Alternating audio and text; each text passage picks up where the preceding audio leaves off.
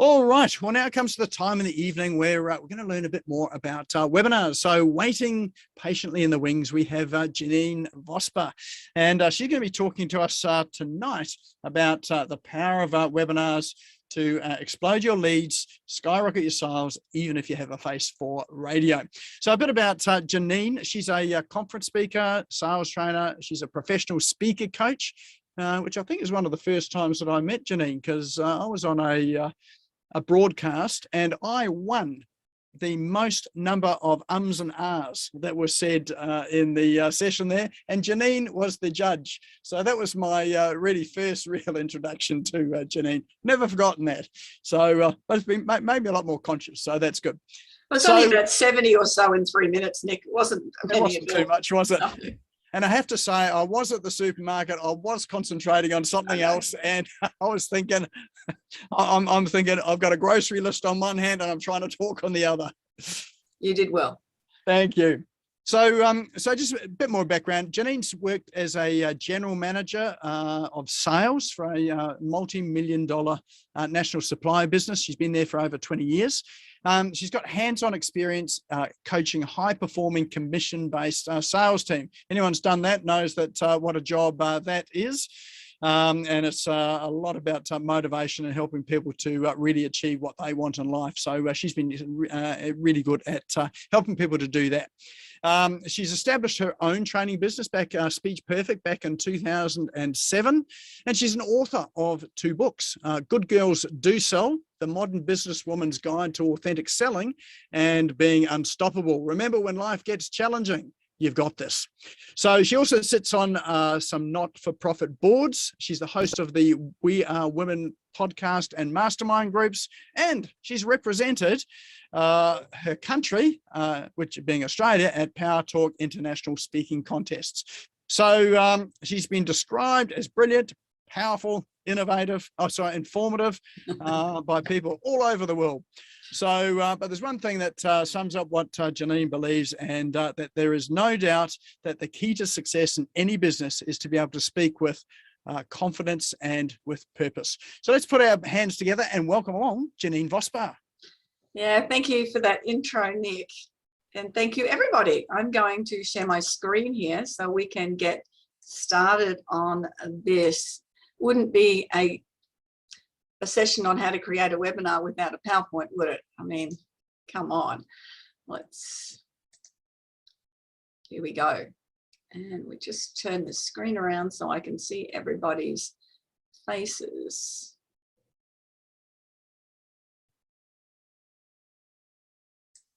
All right. Okay, thank you all. First of all, I know some people said that they do webinars. If I'm looking to the side at all, it's because I have dragged everybody over to the side, and you know how it is when you look at people's faces, and I want people to respond to things and to the chat. So I heard a few people have done webinars or regularly do webinars, and I want you to pop in the chat what your webinars were for. Were they just to inform people? Were they to inspire them to, take on the world? Were they to sell a product at the end? What were your webinars designed for? Inform, inspire, sell, great. Training and sell at the end, yeah.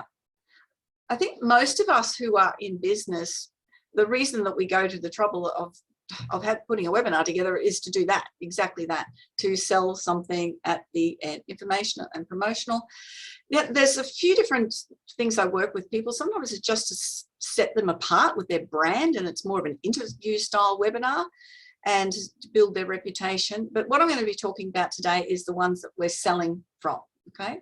Trying to get people to take the next step with me. Awesome. Thank you for sharing all that. Appreciate it. So yes, I'm going to be talking about 3 secrets or 3 steps to be able to unleash that power of webinars, but to do them well, because you do need a formula. I've worked with some clients the other day, and she was saying to me, oh, I've been doing these webinars and I just realized why they're just not having the success I want. I've just been doing it all wrong. So hopefully when we work through some stuff, you're going to pick up some things to take with you. Happy to have questions throughout, but I might miss them. So if you write down your questions as well, that would be really great. Or Nick, if you see some question come up, that'd be that's sort of pertinent to what I'm doing, that would be terrific as well. All right. I love this quote. A lead is only valuable if you can turn it into a sale. And leads don't make money, sales make money. And what we're going to be talking about today is a webinar being part of your funnel into your business so that you can make a sale eventually. In the meantime, you will build your reputation, you will build relationships, people will know, like, and trust you. But what we really want to be doing if we're in business, we want to be making money, and we do that through making sales in our business. A webinar is one of the best places to develop that relationship with your person that's listening to you, because you are demonstrating your expertise. It's getting that balance right, though. How much expertise? How much do you talk about yourself? How much do you do on the sell? Who has that question when they come to do it? How much do I put into each part of it? And I'll run through some of that with you. Get people to, yeah. Okay. All right. So let's look at this. We sort of think with a webinar that it's just that whole, I'll let people know, all the funnel part, isn't it? This is what we want to do. Aware of it, create interest, people make a decision, they take action to spend money with you. And I found webinars to be one of the best ways to do that for myself. I started running webinars to sell into my day training programs probably about 5 years ago.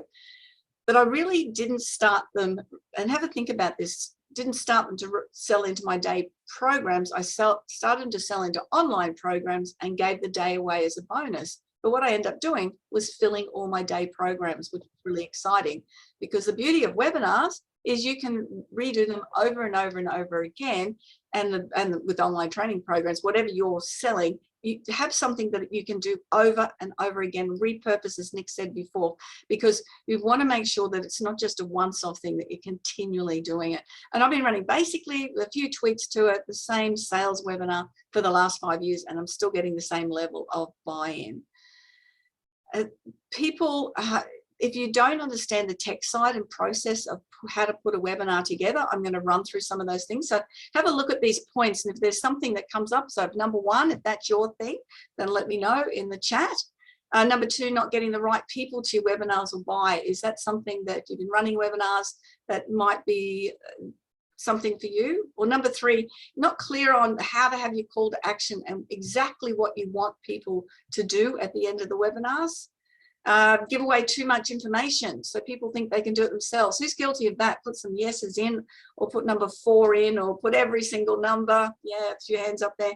Or you feel icky when it comes to asking for the sale. You sort of you go along okay with the content part of it, but when you ask for the sale, you don't feel comfortable. So what have I got? 2 and 4. Yeah. So adding any of those numbers relate to anyone else. 4, give away too much information. That is that happens to a lot of people that I work with, and we've got to balance it out because you want them to take the next step. I'm a newbie learning, so not sure yet. Excellent. Nick gave you a bit of information about me, and have done quite a few things. When I was GM of sales, I was working with the big boys at the top end of town, and created a multi-million-dollar business that I was working for as the GM, but working with sales teams. So this is just to make me look impressive. Does it look impressive? Yay! And but it just means I have done a little bit, been around the block a few times, and I know what I'm talking about when it comes to making sales. And that's what webinars do. It's a way to make more sales. It's a way to educate, but it's a way to make more sales, which is what we're looking at today. And people that I've worked with, these amazing ladies, they made incredible sales after they got their webinar presentation right. They ended up getting a free trip to Vegas. They won things because they got it right. Why do we have a webinar funnel? Well, the first part, it amplifies the visual experience. Who is visual? Well, I'll tell you this, 50% of you will say you're highly visual at least. That means people want to see something, not just hear things. We've got good with podcasts, we've got good at listening to podcasts, but if we get a chance to watch something as well, then it builds a bit more of that connection. it infuses with your whole selling process and your whole selling model. So being part of that, what you put together with your webinar funnel is it needs to be a very seamless flow for people, and I'll run through that a little bit as well. You can run your virtual presentation like a live event, meaning I prefer to run my webinars live and then have a recording, because the recording then is you have that forever.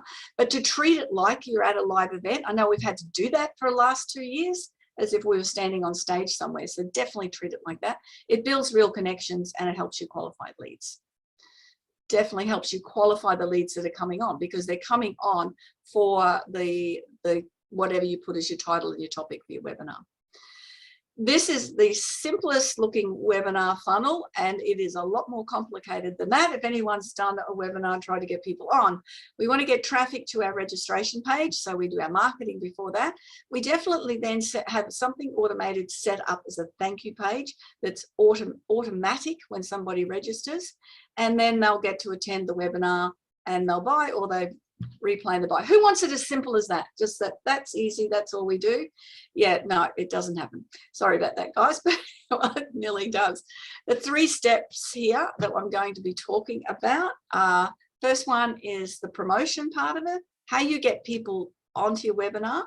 The second part is the formula. That's the secret sauce when it comes to doing webinars. And the third part is how you do the call to action, or what you want people to do at the end, and how you can be very, very clear about what you want them to do. Okay, let's get started.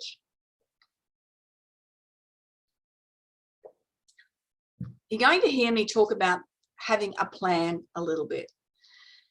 You can jump into doing a whole lot of things, but if you don't have a set plan in what you're going to be doing, then it's very, very random. You get distracted, you don't stay on track, and you don't stay focused to what you want to do. Who's great at having plans and putting things in order, or who is just, again, I can only see about a third of you or a quarter of you, so I need people to pop in the chat whether you are good at doing plans at all, or you just sort of randomly jump in. I know there's a few people online I know well, and they are very good at doing plannings. But the first thing you need to be thinking about with the promotion is, where does your prospect hang out? Now, I was working with somebody today and they were talking about what they were doing all over Facebook. And then she was telling me what she does, and it just didn't match at all. And it doesn't hurt to do extra promotion, but you really do need to know where you're going to promote and how you're going to promote, and where the people that you want to come onto the webinar, where they hang out. Being soup and the discover what's next. Yep, I'm just reading some of those. So the first thing is to figure out, when you're looking at promoting it, where does your prospect hang out? Then there's, all of these places that you can be marketing on. Google My Business, Facebook, Insta, LinkedIn, they all have a different audience on each one of those. Email marketing is still probably one of the best ways to get your message to somebody, because they'll, a good percentage of the time, if you've been building relationships with them, then they'll open the email. Remember, email marketing is not just asking for things, it's giving value as well. And if you run a meetup group, then you can do that on Meetup as well. But figure out where your audience hangs out. But that's an important part of having the plan. The second part is how to write an engaging headline. I had a chat with Olga today about that. I've got to get back with an engaging headline on something. Sometimes that takes you, it's just as long as doing the webinar, is to figure out what is going to grab that audience. Now you know where they are. What's going to grab them so that they will come onto your webinar? What is it about? What is the need that you're creating for them? Writing an engaging headline is such an important factor. And here's a couple of them that I prepared earlier. How to unlock your brain's potential, online webinar. Oh, look at that one. 3 steps to unleashing the power of webinars. And discover the top steps to unlock the science of living fearlessly. And then you might have a sub one as well. Oh, another one, top 5 techniques to make more sales without selling anything. And then you might do it with a question and hit the problem. This is the ones I tend to do a lot of my marketing with my webinars, is I'll have the problem come up. So are you tired of scratching sales but not making headway? So think about a main problem for that audience, where they are, and then have a catchy title for your webinar, but also when you're doing your marketing, have a title that deals with the problem that those people are experiencing. I'm just going to flick back through some of the faces because I can't want to see Nick's face. Beautiful, Nick. I just want to see that one. Okay. All right. So is that good? Is that helpful? Just figuring out what sort of headlines you want, but deal with the problems. So your headline is going to solve a problem. And what's the client's problem? Because you really need to know your audience. I find getting the headline is one of the great ways to start, because you know where you're going with it there. You know what you've got to create to solve that problem. Here's a couple more headlines. This one I saw: sick of applying for jobs and never hearing back. I've got you covered. And this one here, kapow, my passion for teaching. You know how I'm a highly paid social media manager, so that you can too. So there are a couple of different ones here. The pictures are created with them. How to be a highly paid social media manager. Who would want to know how to do that? It's important to have something that is really grabbing and that people will want to read more and pay attention to more. That more of your marketing material. I knew what I was talking about. Okay, that helpful? And then the second part of this is set a link up to register. I do this across a couple of different platforms, but I tend now to use Zoom 100% of the time. And Nick's very clever. He's got all his set up on his webpage, and he's super duper at all of that tech stuff. I like to keep it as simple as possible. I've always used Eventbrite or Humanitex. The benefit of setting up a specific event on Zoom, not just your regular Zoom meetings, is that you can put all your marketing and your branding in there for that particular event. You can collect the registrations, you know who's registered, and you can ask for their phone numbers and emails. You have to get their emails anyway. I tend to just ask for the emails because it's a little bit too confronting, but they're already registered, and you can automatically send out reminders from that Zoom registration. So setting up that on Zoom is a great way, or you can set an event up on your usual event platforms. By setting it up on Zoom, it eliminates one step, and we all want to make it as easy as possible for people to register. Because as soon as they register, they get the link automatically, so you haven't got to think of doing that for them.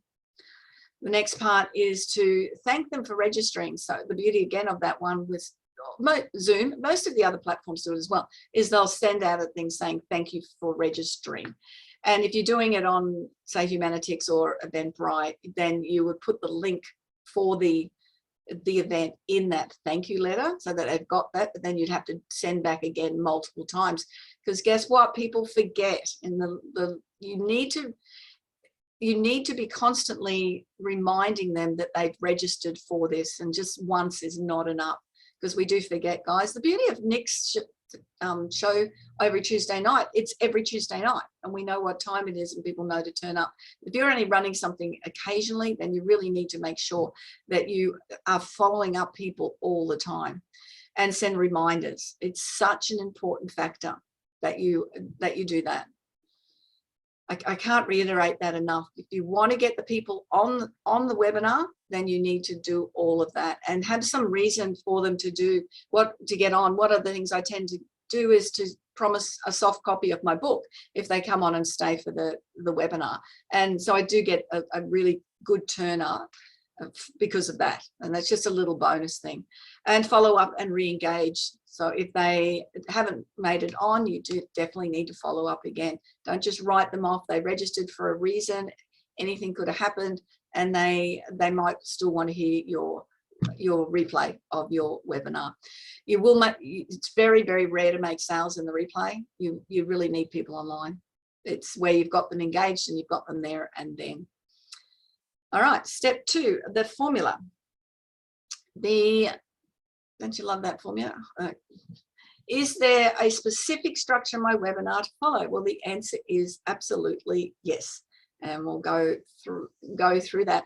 But I want you to be taking note of what I'm doing and what I have been doing in my structure all the way through. Has anyone been clever enough to sort of look at the slides as we've gone in the order and figured out what I've been doing? That's right. I'm going to tell you anyway. That's all good. How do you strike the perfect balance between content and pitch? The percentage, you need to be able to introduce at the beginning of your webinar, you need to let people know that they have a problem and that you can solve the problem. At the beginning of the webinar, you need to be able to ensure that you've got the expertise to be able to solve that problem through demonstrating your experiences and maybe a testimonial as well. Then you've got the bulk part of the webinar, which is your content part. And then you've got your call to action. What I see happen a lot of the time is people run out of time for that call to action. They've got too much content and they run out of time. So getting that balance right so that you know, if I'm doing an hour webinar, I need a good 10 minutes at the end to do the call to action. But just making sure that you pace it out right. Who's ever been on a webinar where there's just no content, the whole thing is sell, and you've just gone, I've just wasted all of that time. We don't want that either. We want to offer value. And how do I transition smoothly from teaching to the selling mode? And these are the questions that I get all the time. What you're doing is you want to be soft selling all the way through. So you want to be talking about, you know, when I help the clients, this happens. When I've worked with other people in the past, they've achieved this. So that when you get to the selling part, it's not really selling because people are really engaged with what you're doing and they recognize that you've got something to offer them. Up front of my webinars, and I haven't done that tonight, but I will tell you, and I think Nick said I've got a giveaway at the end, but I have got a giveaway and I've got an offer to work with me. And I will tell people that right at the beginning of my webinars. Most people expect it, don't we? We know that there's a sell coming up at the end. Because people have gone to a lot of trouble to put the information together. And depending how long does the webinar need to be, I sort of find the hour is about a limit of people's, if it's really engaging, is about a limit of people's attention span. But it takes that long really to show, here, I know what I'm talking about. I'm an expert. Here's some great content. Come and work with me. You sort of need that amount of time to do that. The starting a presentation, you need that title slide. So again, that's something that's engaging, that with your title, we talked about that and the slides. And you're about to discover. So at the beginning of mine, I had things about sales and the funnel, talking about what we're going to be doing. And who am I? So who am I? Why do I think I've got this expertise? This is a bit about me. But and the about to discover part, I just want to jump back on that. That was where I showed you those 5 problems. And I got you engaged to tell me what those 5 problems were. So rather than me just saying them, I wanted you to have some engagement. And this is such an important factor when you're delivering webinars, that you have people engaged in answering questions that are easy answer questions like that, or you're going to get a yes answer. That's, you don't want negativity in your responses for people. You want them thinking yes already. So we had all those 5 questions at the beginning, and yes, they are problems of mine. Who am I? Front load the results and future cast. So the results that people have had, that was a little bit with that testimonial. So what are other results that they had? That was a very quick one. And the promise that when you will be able to, when you finish this, hopefully you'll be able to have the formula to put together a really cool webinar. So whatever you promise. But before we go any further, and what I did then was I told you you're going to take there's a lot of opportunity to ask questions. I want to give you directions now. And I would give you directions that I want you to respond and to put things in the chat. I give you directions that I want you to ask questions at the end. So I'm not really interrupted with questions, but I did mention for Nick to ask me any questions that popped up or something, because I don't normally have somebody on there to do that. Okay, so that's really the start of your presentation before you get into your content, but you need to have that covered. So we're looking about, I think we did about 10 minutes on that. And then we look at the content. This is where most people would normally start their webinars, is what am I going to talk about? And I work with a lot of professionals, and they have got so much information. So when I work with lawyers and accountants particularly, they've got a ton of information. Their webinars are purely branding, reputation. Here I am really smart. Look how much information I know, and I'll give it to you. And it's overloaded with information that you can't take it all in. And this is going to be a little bit like this tonight. I'm sorry, but I want to add as much content as I possibly could here that you can take this information in. So the content, being really aware of how much content and how you structure it. So how did I structure it? What did I do? I told you you're going to be learning. Anyone remember? It's pretty simple. Waiting for a chat. The chat's always a bit delayed. Now that's something to be aware of as well. The chat is delayed a bit. You remember? Ron looked like he remembered. I had 3 steps. That's it. I told you there's 3 steps. Make it really simple. 3 or 5 steps into what you're doing.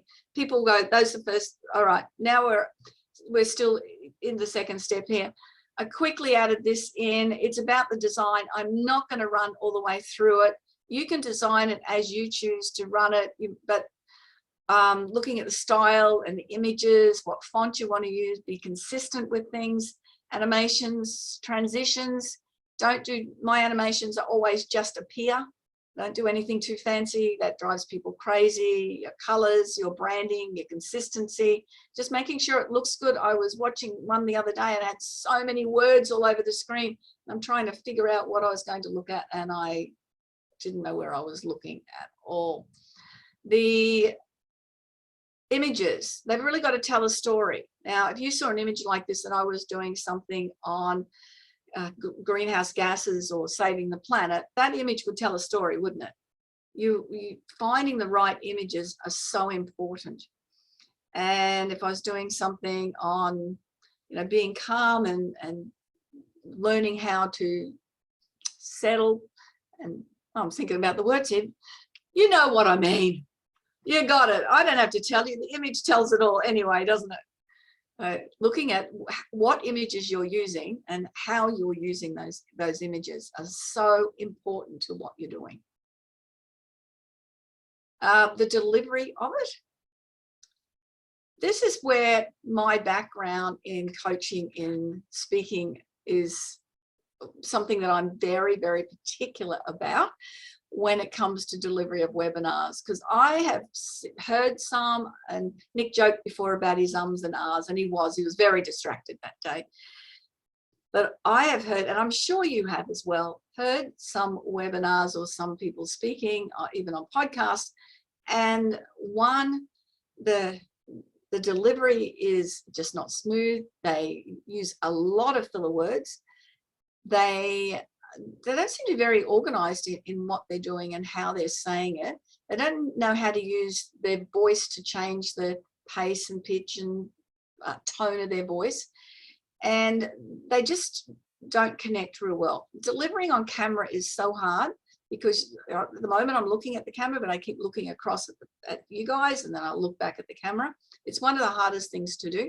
I had to deliver a 1-hour webinar on sales to over 300 accountants, and I didn't have them on screen at all. Actually, it was great because there was no distraction. So I just had to look at the camera and keep the energy up. The energy you need on stage is one thing, but the energy that you need to have on a webinar or online presentation, you have to notch it up another level.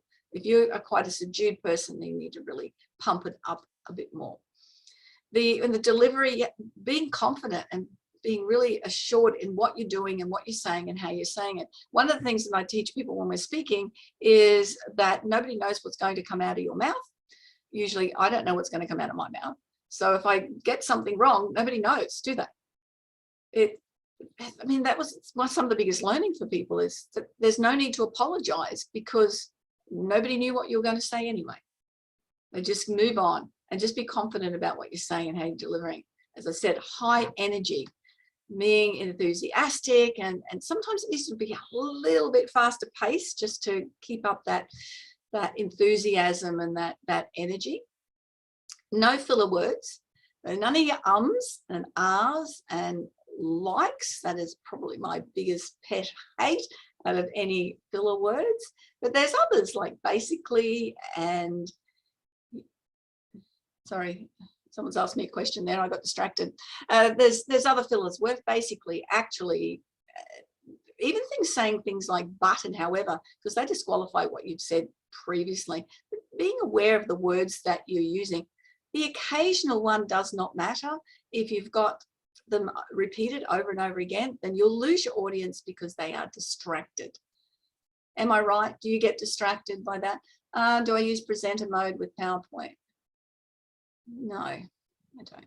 Enunciate correctly, speak as clearly as you can. Just started listening to somebody's podcast and I'm finding it really difficult. I sort of got halfway through the first one and I don't think I can go back because they're just not clear in the words. They have an accent as well, which does make it a little bit more difficult, but they're not clear in the way they speak. The pace, as I said, you might need to pace it up a bit. Sometimes you just have to slow it down. You really want to get a message across. We want some variety in the pace and how we deliver it. Pause. This is where you put your filler words. Silence. Nothing. Pause is one of the most effective and powerful things that you can do when you're delivering a speech or a presentation. It gives people the chance to catch up with you and what you're saying. It also means that you can sometimes switch it from one pace to the next pace. If you pause, you can change thoughts with a pause. But when you pause, people will stop and listen. It's that quiet, they pay attention. And you can pause a lot longer than you think you can without people dropping off to sleep. You just have to watch, you know, those shows where they do those dramatic pauses, like 10 seconds, 20 seconds, 30 seconds. And we're still waiting with bated breath as to who the announcement of the winner is. The pitch of your voice, men tend to have a lower pitch and people call it tone. It's not tone, it's a pitch of the voice. Most of us are quite easy with a medium sort of pitch. And if we want to raise it up in a higher pitch, that makes it a little bit, it can get really annoying to the senses. So listening to your voice and trying to keep it that medium pitch. The men tend to have a lower pitch, which is easier to listen to. Think Morgan Freeman, but it can get a bit mono, you know, a bit just doesn't change in the pitch, and you need that variety of the pitch. Excellent, that's great, Cecily. Pause, pause twice. The reason I put pause in here twice is because it's so important. I think I've got it in here again because pause is powerful. The gestures, I've been using some gestures here and I forget that I'm on camera, which is unusual for me to be doing that. But, you know, because you've got to keep your gestures to yourself when you're on camera, can't take them to the camera. And so that's an important factor when you're thinking about where are your gestures. If anyone's you know, has got the Italian blood and they speak with lots of hands going on, then that can happen as well. And again, no filler words. In case you haven't figured out, I've got this thing about filler words and making sure that we pause instead. Step 3, your call to action. How much time should be spent compared to the content? As we talked about this, so if we're looking at, say, a 60-minute presentation, we want 10 minutes up front, setting the scene with those points that I brought to your attention. Then we want to have a minimum of 10 minutes at the end, if not 15, because you'll have people asking you questions, but a minimum of 10 minutes at the end. And then we've got 40 minutes for our content in the middle. But working on that sort of ratio, then if you've got 5 steps, and let's say you've got 40 minutes and you've got 5 steps, that's 8 minutes per step. And sometimes you can get caught up staying on a step too long, especially if you haven't scripted it or you're not timed out and you don't know how long you're taking. It's important to know that. And so 8 minutes then doesn't sound very long. You might have 2 or 3 slides with content on it within that 8 minutes. It means you've got 1 or 2 minutes per slide. But figuring out how you're going to pace yourself throughout the presentation. What if I feel uncomfortable asking for the sound? Too bad. It's why you're doing it. It's something you do need to be comfortable with, because, and this is when I'm working with people, teaching them in sales, you are not really selling anything. People are buying from you what you've got to offer them and what they need.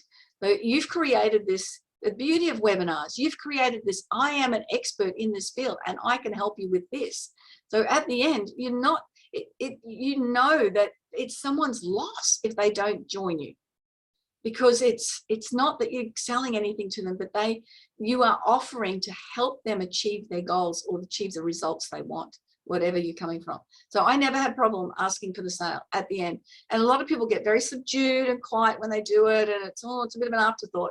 No, I know that there's a whole lot of really clever people on here that should know that if you've got something to offer them, then it's so important that people work with you, because if they go to someone else, they might not get as good a deal or as good a, they might not find someone to help them as well. It's your ego getting in the way if you're uncomfortable. How do you create a desire to buy? Well, we're doing this all the way through, and I talked about that seeding throughout, going, when people work with me, when this happens, this is the skills that people achieve and they're able to do this. So you seed all that way through, so people go, okay, I can see the benefit of what you're saying. And how to get people to take action then and there? Well, you offer them something very special, which is what I will be doing later, something truly, truly special. And how to get people to pay me for the product. I tend to keep it simple and use PayPal for my payments. I'm not the tech guy that Nick is. If I'm with somebody and they pay me by credit card, I use Stripe. But I want people, and I could set up the thing on Stripe as well. It's just I've always done PayPal, and it just makes it a lot simpler for me to do it rather than changing everything again. I just had the link on there, and the link then goes into the chat, which I forgot to put up tonight, Nick, but I will go find it before we do that. And that helps people pay, because you want people to pay there and then. Again, what I said, they won't, if they're watching the replay, it's really, really rare. I have to tell you, the first webinar that I ever ran was that sales webinar. Now, tonight, there's a lot of information on the slides, whereas on that particular one, there's a lot more slides, a lot more pictures, a lot more stories to it. Stories are one of the best ways to get your message across. People remember stories and they can relate to stories. But I ran this webinar for the first time. I had a script. So I had a script on a tablet in front of me, and I had the webinar content on the screen, and working both of them and dragging it through and talking it through. And I ran it on GoToWebinar. It was that long ago. I mean, Zoom just wasn't even doing anything then. And I said to everybody, what I'd love you to do is take notes, ask me questions at the end. So I didn't check the chat box at all. When I got to the end, I checked the chat box and had all these messages, people saying, we can't see your slides. So for 65, 70 minutes, all they saw was the first slide. Now I had originally had 14 people on, and 2 left. So I still had 12 people on, and 80% bought the product. I've never had 80% since. I usually get about 20 to 30%, depending on where and when, but 80% of the people bought into the product. So I had the super duper slides, but it was still the content, it was the message, it was the stories, it was still following the formula. And that's what got the people. Only show one slide. Yeah, good on you, Nick. Well, it worked that time. I think they might have got people I think people are a little bit more savvy now with webinars than they were 6 years ago, and they didn't know. Anyway, I'm certainly am. So call to action. Now I've got question time. Really? If anyone's got any questions, because I think they might have brought up a whole lot of questions in there.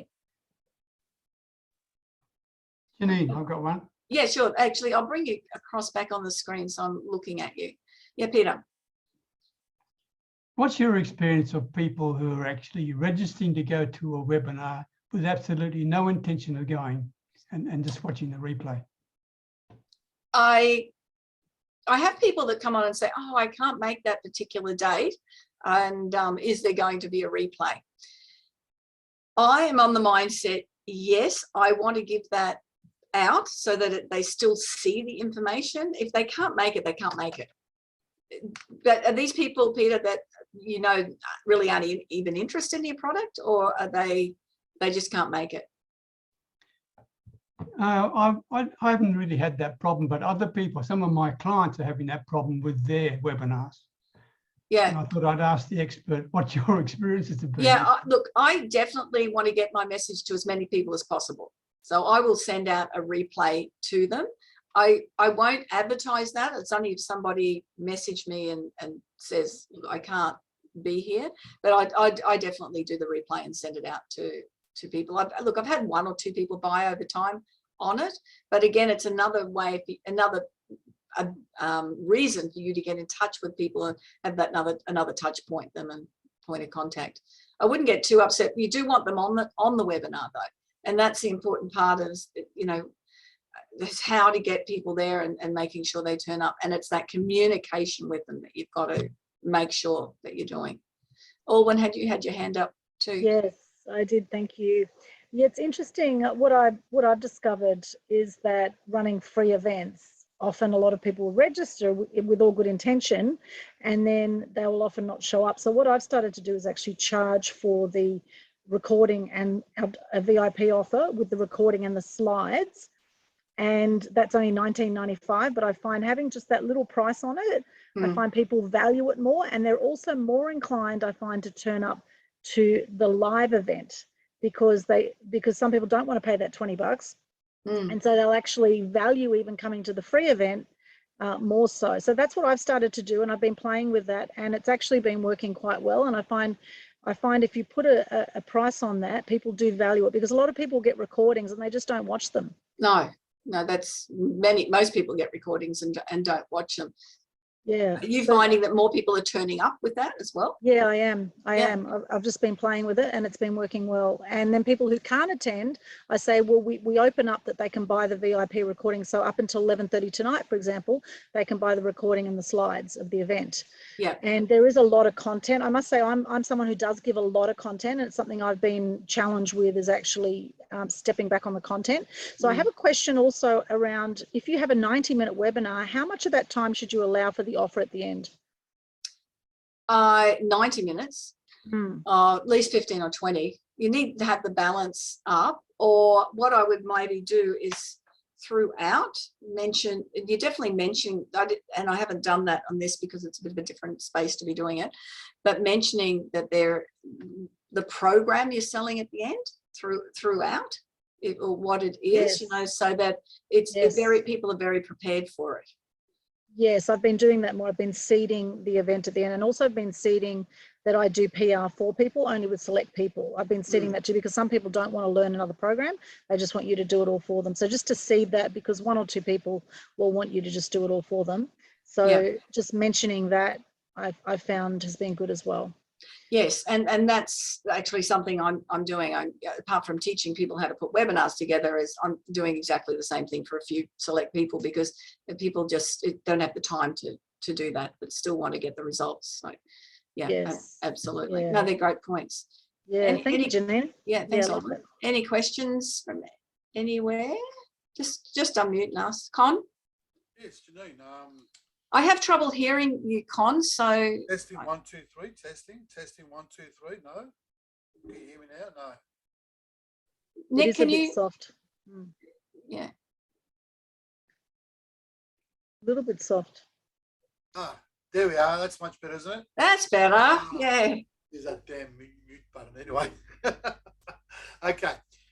Webinar 101 tells us that you should always create a dummy login, like John Travolta or Clint Eastwood, to then go in and use that to be able to see what your audience is seeing. So while you're on, so what I've done in the past is I've got my screens, I've got my iPad, where I log into the webinar using a dummy login that I've created, register with a dummy login, so that way you can always see. Going back to what you were saying before about they weren't watching, they couldn't see the slides, you're always able to see what they're seeing, even though you might be in presenter mode.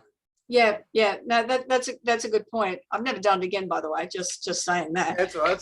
But what I do when I'm running a webinar is I hide the people so that I'm not distracted by other people's faces. So there's a thing on Zoom where you can hide everybody and you're just running the webinar. I still have the chat open and can still see it. And again, because with two screens, you're looking across from one to the other.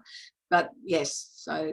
Yeah, and the last one I was going to ask was, do you use a producer for your webinars? Because they say to have a producer to monitor the chat, like you asked Nick here, to monitor the chat, because you'll get people saying, oh, I can't connect, I can't hear you. Oh, what do we do here? What do we do there? Do you use a producer to be able to monitor the chat while you are still in presenter mode? Occasionally. I am very much of the mindset, though, I want it to be professional, but I also want to connect with people. So, I don't want, sometimes it's distracting. I'm just leaning across to Susie's and she can ask me that question in person.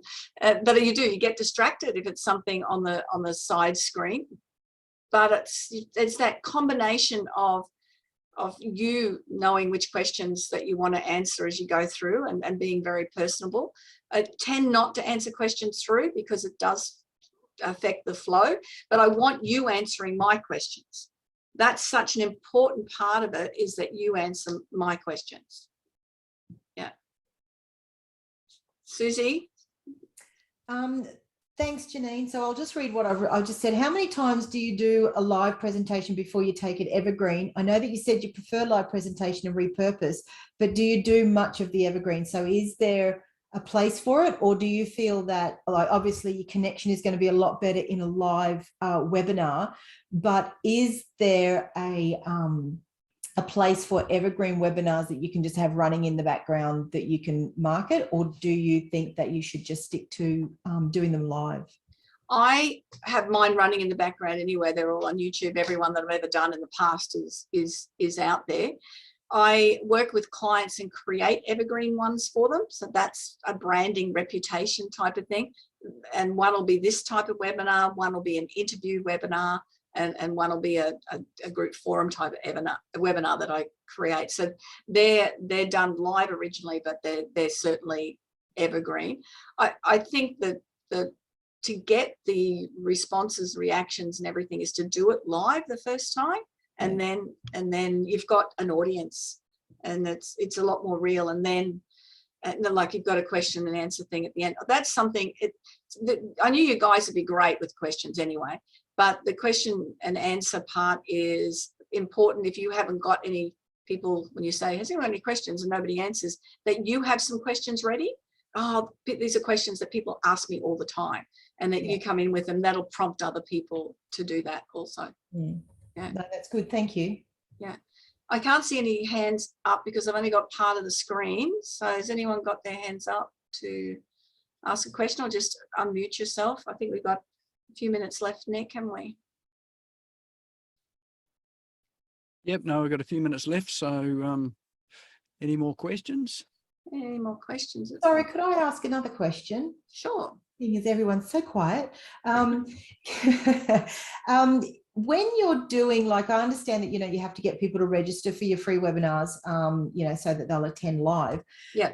Do you do them, like we're doing now, like you stream them into either a group or onto your page? Do you incorporate that into the different types of things that you do, or do you just wholly and solely keep them as a private event that people have to register to, and it stays, what happens in the room stays in the room? I want people's details. Yep. So I ensure with my webinars that people are registered. Mm-hmm. And I know Nick's forum here is quite a different sort of space than what we're doing. It's a different format to what I do. Yeah. So yeah, no, I definitely have it just in the room. Yeah. And then I put everything out onto my YouTube, Facebook, LinkedIn channels. Awesome. Afterwards. Yeah. Okay, thank you. Yeah. And we've got time for another question if anyone's got anything.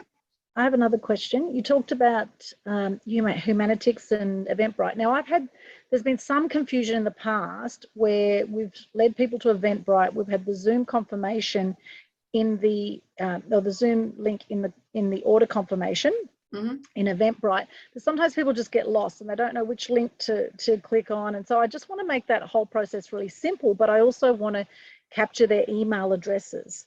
So what is on Zoom, you can capture their email addresses when you set up the event with the branding.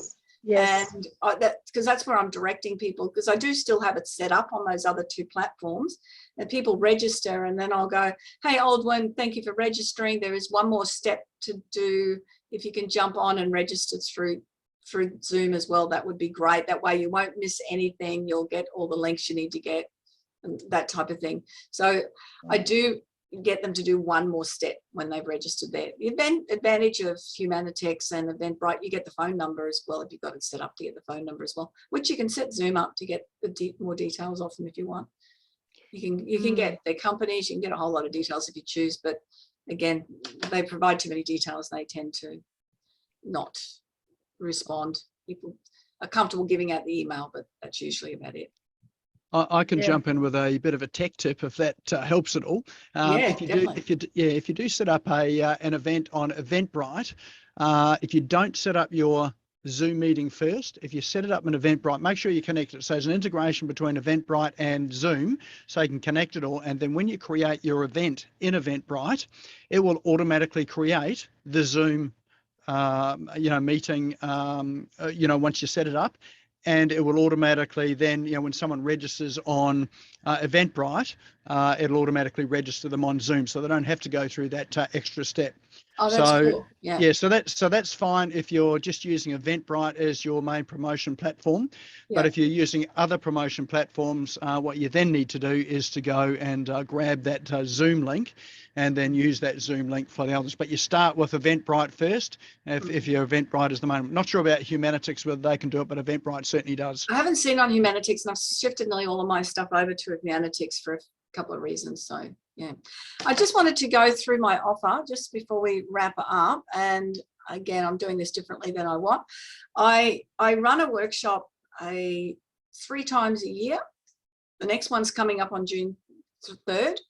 That's the link I needed, which I'll pop in the link. I'll get it before we finish tonight, and I'll pop it in the box. I only have 3 people in every workshop, so it's very, very exclusive, and it's how to put your presentation together step by step. You bring your laptop and we do it there on the day. And that formula, once you've got that formula, you can use that for your webinars, you can use it for your on-stage presentations, you can use it absolutely everywhere. It is usually $597, or you can make 2 payments of $340. But this is for next guest tonight. I have Direct Sales Mastery online training program. If you go to my website anytime, it is $656.70. But if anyone wants to join in and take up that offer just for those 3 people, that's all I run it with. You can do that, and you'll get the whole online training program absolutely free. It's yours. It's a gift. Okay, so if that is of interest to you, then it is. I'll go through. We've covered, part of the steps. But there's so many more points to the formula, and just getting it absolutely right and your language right and everything you're doing. It's a great day. But using a lot of my brain expertise, hence why there's only 3 people in the group. That's all. If that's of interest, I will pop that link in when I stop sharing, which I'll do now. Cool. I have already dropped it in for you. Oh, thanks, Nick. Good lad.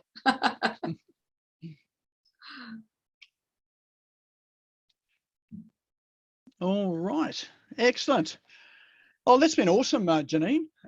Thanks for sharing all that tonight. I learned a whole lot of stuff there, and I'm one of those ones that's guilty, would you believe, of giving away too much information. Can you believe it? Yeah, I would. So, that whole balance between information and sale, I think, is so important. So that's my biggest takeaway from tonight, and your three-step structure as well too. So, thank you for that. You're welcome. Thank you. And now we do have a door prize for tonight as well, too, don't we? We do. I'm giving away a copy, 2 copies, one of each of my books, and I will post it to whoever. So whoever wins, Nick, if they can let you know their physical address, and I can post it to you. Or I'll be at a meeting in Coomera tomorrow morning if that people are on the coast, if that's relevant as well. Come along and pick it up. All right. So you've got 2 books there. What are the names of the 2 books? First book is Good Girls Do Sell, and that is for women or smart men, usually won by smart men, interestingly. And the other one is Being Unstoppable. Now, before we do draw it, though, Susie has got one more question. Yes, Susie. Ask away, Susie. I should have. I'm sorry. This is a really quick one. Just if I'm doing numbers, Janine, if I'm sort of working backwards with my numbers, what sort of, on average, what sort of closing rate would you have on a webinar? Usually between 20 to 30%, depending on the night of the week. Yeah. You know, sometimes it doesn't happen occasionally, but it usually works around that sort of numbers. Awesome. And the thing is, you'll get a lot of people. So if I get 50 people register, I've got very happy now to have 30 people turn up. Yep. Yeah. And then from there, but you need a reason to stay on as also. Yeah. Yeah. So the retention will obviously drop as it goes along. But so if you plan for, say, half the people will turn up and around 20% would buy-in. That's a good buy-in. Yeah. Yeah. Okay. Yeah, Awesome. the 80% was just ridiculous. I was just very happy with that. So No, that's great. Thank you very much. Awesome. Excellent. All right. Well, let's flick back to our screen to draw it. We have our wheel of names, and everybody's name is in this wheel of names. So you actually have to be here to win. So when we draw it, if the person's not here, then we just draw it again. So this is for Janine's 2 books. So let's have a drum roll while we spin the wheel. And our lucky winner is a smart Anthony man. McAvaney. There we go. It's Excellent. always men. Always men. So if you, Anthony, if you can get your address to Nick, and then he can pass it on to me, and I'll post them out. Yeah. Or if you're local, figure out where you are. Oh, and he's local somewhere, aren't you? Excellent. All right. Well, look, thanks again, Janine, for running through that session with us. I know I've got a bit more work to do on some of my webinars, so I really appreciate that. Thank you. For those that, and there was a couple of people that said that they want to watch it again, the replay will be up on YouTube tomorrow afternoon. So if you go to the Smash Go YouTube channel, it'll be up there tomorrow afternoon. In fact, the best thing to do is to go there now. We'll pop the link into chat and then go and subscribe. And then when you subscribe, you'll see a little bell appear by the subscribe button. If you click that, then you'll get a notification by email when the video has been uploaded and the replay is ready. So and just a reminder that offer for all that online training programs just tonight. Just tonight. So you can jump onto it any time before midnight. Yep. And so that probably means now is a great time to go and save that chat with those 3 little dots on the bottom right-hand side of chat. If you click on that, and then when you do click on it, there's a little message that tells you where it's been saved. Just click on that and it will take you to the location. Then you'll have the hyperlink there that you can go and click on and go to, or just click on the hyperlink there and go to it now. Yeah. So you're saying, Janine, for that one there, only 3 people can go along? First 3? Yeah, only 3. Yeah. 3 people. Okay, so first 3 on sort of can go along to that session. Absolutely. Yeah. Perfect. Excellent. All right. Well, once again, thank you, Janine. Thanks for everyone for a sensational evening tonight. And go and have a good week. And see you back again next week. Same time, same place.